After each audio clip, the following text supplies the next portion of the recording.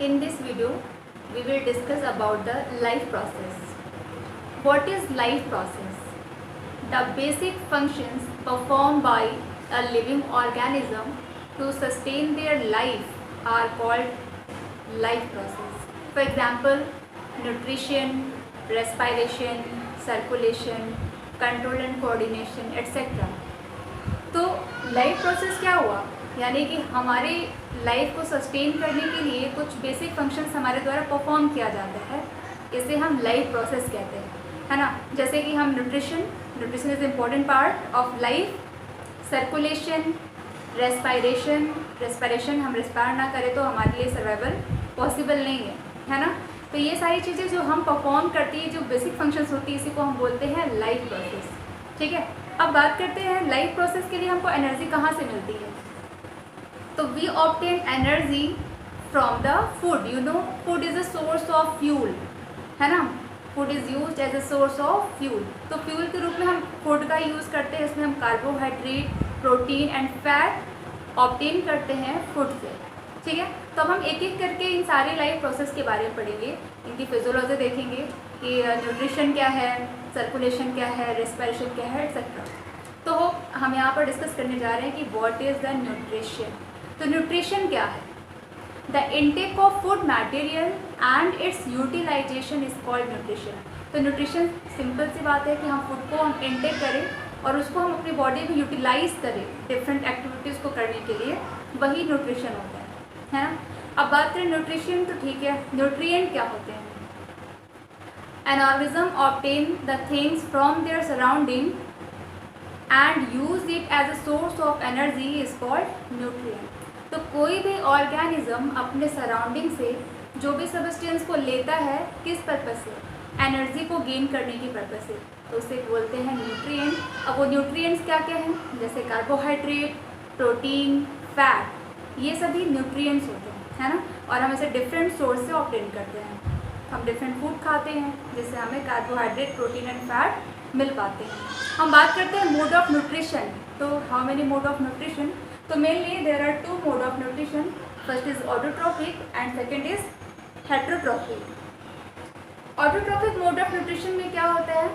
The organism which can make their own food by using inorganic substance like CO2 and water is called autotroph and this mode of nutrition is called autotrophic mode of nutrition। तो जो भी organism अपना भोजन खुद बना सकते हैं उन सबको हम ऑटोट्रॉफिक कहते हैं। अब इसमें कौन आते हैं? सारे green plant, all the green plants are autotroph, है ना। उसके अलावा कुछ बैक्टीरिया होती हैं, वो बैक्टीरिया जैसे क्लोरोबियम, क्रोमैसियम, रोडोस्पाइरिलम, ये सभी फोटोसिंथेटिक बैक्टीरिया हैं।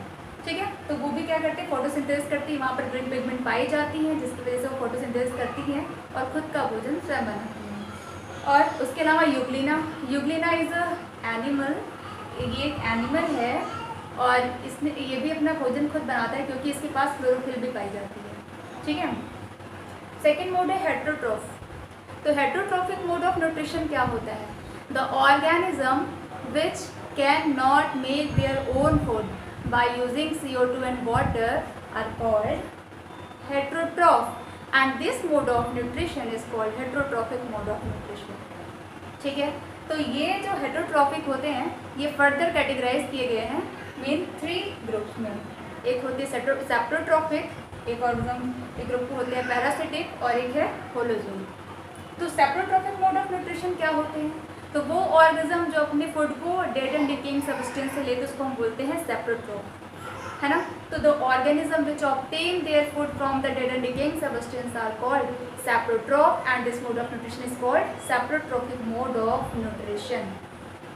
ठीक है, इसमें कौन कौन से ऐसे एग्जाम्पल्स हैं जो सेप्रोट्रॉफ होते हैं, जो डेड एंड डिकेइंग सब्सटेंस सब फूड लेते हैं, यानी कि ऐसी जगहों पे ग्रो करते हैं जो जहाँ डेड एंड डिकेइंग सब्सटेंस होते हैं।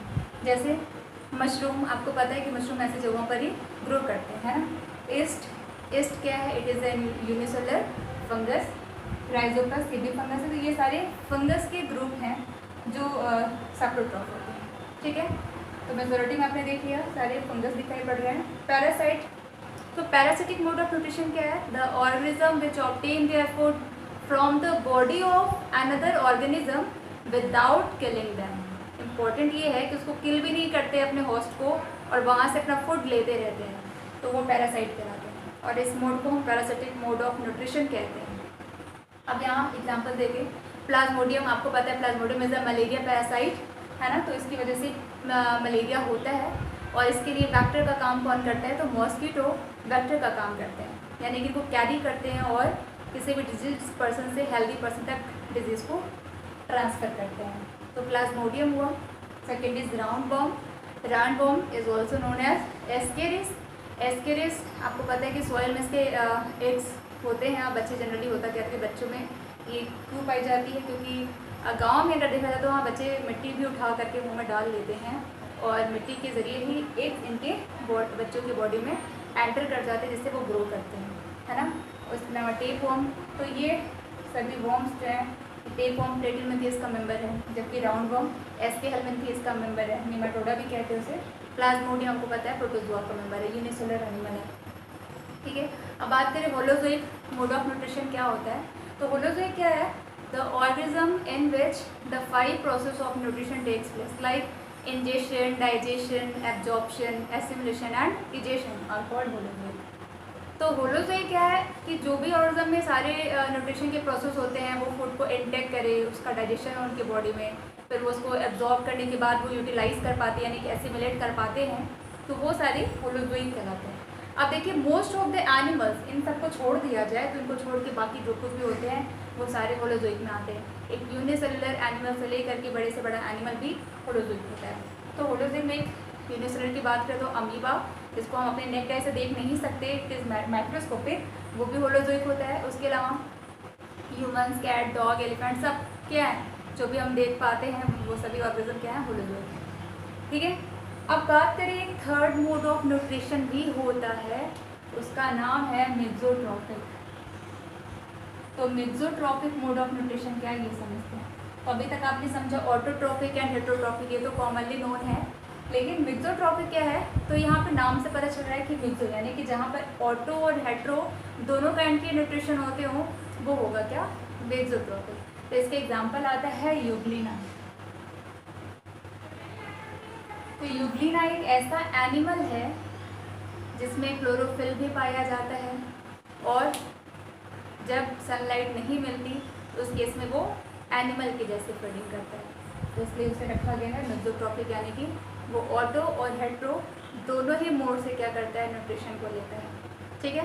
Unicellular animal euglena having chlorophyll as well as it also perform the mode of nutrition as animal, ठीक है। होप कि आपको समझ में आ गया। अब हम बात करते हैं कि जो ऑटोट्रॉपिक होते हैं एनिमल, यानी कि प्लांट, तो प्लांट में क्या हो रहा है, प्लांट में कैसे न्यूट्रिशन होता है।